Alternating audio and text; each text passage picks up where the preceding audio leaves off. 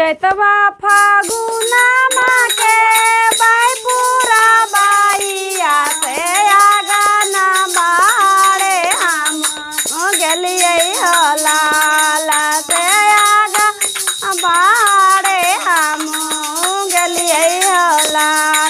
आगना महाड़ा से सुखा निंदिया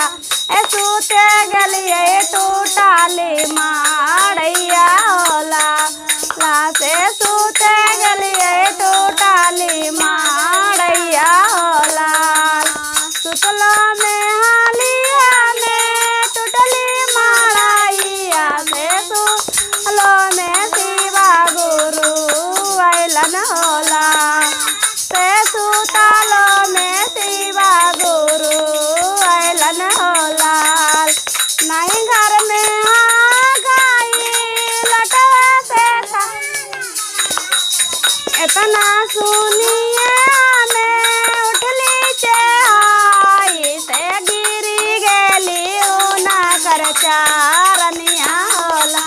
हाला से गिरी गेली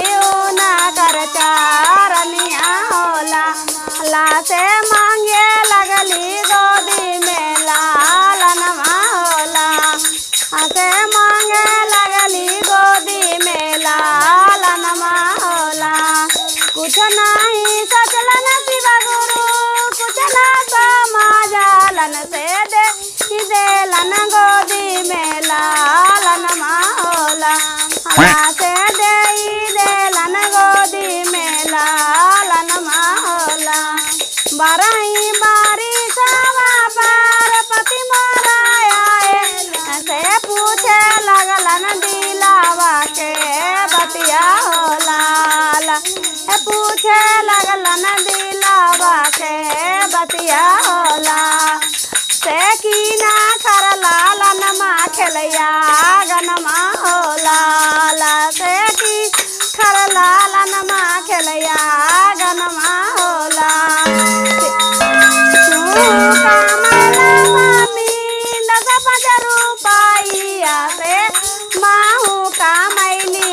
लालनमा होला ला से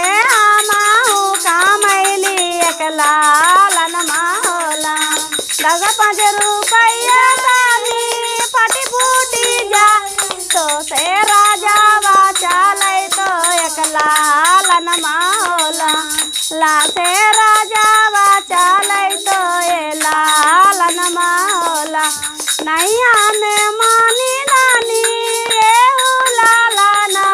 से नहीं मनियो तो हर शिवा गुरु होरा माँ से नहीं मनियो एहू शिवा